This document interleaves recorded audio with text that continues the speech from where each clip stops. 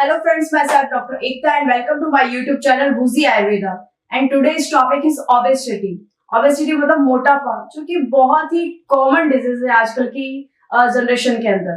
अब इसके लक्षण क्या क्या होते हैं मैं बता देती हूँ। वैसे तो आप सब जानते हैं कि ओबेसिटी का मेन रीजन क्या है, बट फिर भी माइन्यूट लेवल पे हम उसको दो पार्ट में डिवाइड करते हैं। फर्स्ट है dietary factor and second your life style. First dietary factor, आप जो भी हैवी फूड ले रहे हो, जंक फूड ले रहे हो, पिज्जा बर्गर, इससे ओबेसिटी आपकी बढ़ती ही है। सेकंड हो गया आपके का मील का कोई टाइम टेबल फिक्स नहीं है। ब्रेकफास्ट लंच डिनर एक पर्टिकुलर टाइम पे होना चाहिए, पर वो पर्टिकुलर उसका कोई भी टाइम नहीं है। थर्ड, आपने अभी खाना खाया है और भूख नहीं है पर फिर भी आपने सेकंड मील ले लिए, तो इससे भी आपका डाइजेशन डिस्टर्ब हो जाता है।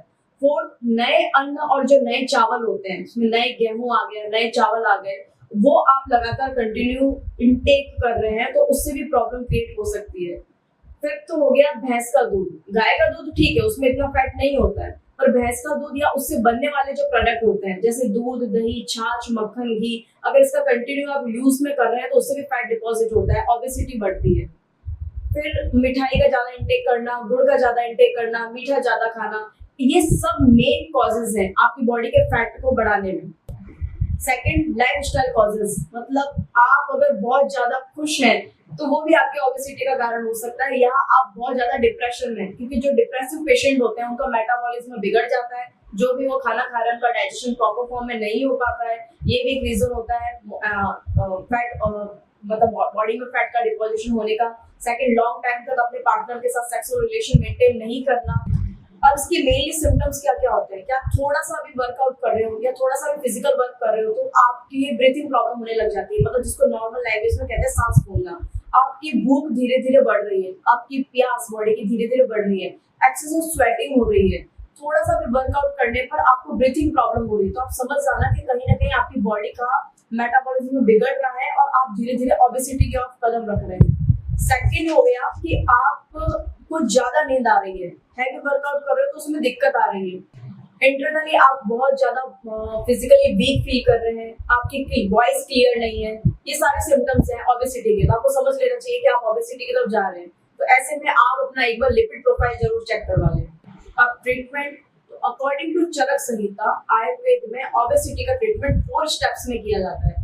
फर्स्ट, निदान परिवर्जन। निदान परिवर्जन जो मैंने वीडियो के स्टार्टिंग में आपको उसके जो मेन कॉजेस बताए थे उन कॉजेस को छोड़ना, क्योंकि जब तक कॉजेस में रहोगे, वो इंटेक करते रहोगे जो मैंने मना किया है, हैवी फूड्स वगैरह, जंक फूड वगैरह, तो आप कितनी भी एक्सरसाइज कर रहे हो, आप अपनी बॉडी का कितना भी डिटॉक्सिफिकेशन करवा लो, कोई मतलब नहीं रह जाएगा। सो फर्स्ट है कि आपको उन सारी चीजों का परित्याग करना होगा, वो सारी चीजें आपको छोड़नी होगी। इसके लिए स्पेशल डाइट चार्ट होता है, वो आप अपने डॉक्टर्स के पास जाइए और वो डाइट चार्ट जो आपको प्रोवाइड करवाएंगे तो उससे आपको बेनिफिशियल इफेक्ट मिलेंगे। सेकंड होता है कि संशोधन चिकित्सा, मतलब अपनी बॉडी का इंटरनल वे में पूरी तरीके से अंदर जाके सफाई करना, और ये मेडिसिन के थ्रू होता है। बट ये जो संशोधन चिकित्सा में मेन जो प्रोसीजर होते हैं उनको कहते हैं वमन, विरेचन, ये 2 प्रोसीजर मेन होते हैं, और एक पर्टिकुलर एक मौसम में किए जाते हैं। जैसे बसंत ऋतु के अंदर ओनली वमन होगा, हेमंत ऋतु में ओनली विरेचन होता है। बट अगर पेशेंट को नीड होती है तो उसके बॉडी का डायग्नोस करके हम इसे किसी भी मौसम में कर सकते हैं। थर्ड होता है, एक तरीके का ये डिटॉक्सिफिकेशन है। थर्ड होता है कि जो संशोधन कर्म किया है आपने, उसके बाद में संसमन कर्म, मतलब बॉडी डिटॉक्स हो गई, उसके बाद का जो डाइटरी प्लान चलाना है उसको संसमन कर्म कहते हैं। अगर आप मेडिसिन के थ्रू अपनी बॉडी को शेप में लाना चाहते हैं या ओबेसिटी को कम करना चाहते हैं तो फर्स्ट मेडिसिन में मैं आपको बताऊंगी मेदो हर विडंगादि गुगल। पेन कॉपी ले लीजिए, आप साथ में बैठ के लिख भी सकते हैं इसे। मेदो हर विडंगादि गुगल 2 टैबलेट गुनगुने पानी के साथ खाना खाने के आधे घंटे बाद। सेकंड, आरोग्य वर्धनी वटी 2 टैबलेट गुनगुने पानी के साथ खाना खाने के आधे घंटे बाद, और रात में सोते समय हाफ टेबल स्पून त्रिफला चूर्ण गुनगुने पानी के साथ आप लेकर सोएं।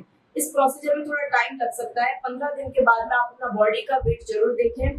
एंड अगर हम पंचकर्म की तरफ चलते हैं, जैसे कुछ ओल्डर एज के पेशेंट हैं जो एक्सरसाइज नहीं कर सकते या जो जिनको और भी मेडिसिन वगैरह चल रही है और जिस तरह की मेडिसिन नहीं ले सकते हैं, तो उसमें उद्वर्तनम चिकित्सा होती है, एक पंचकर्म का पार्ट है।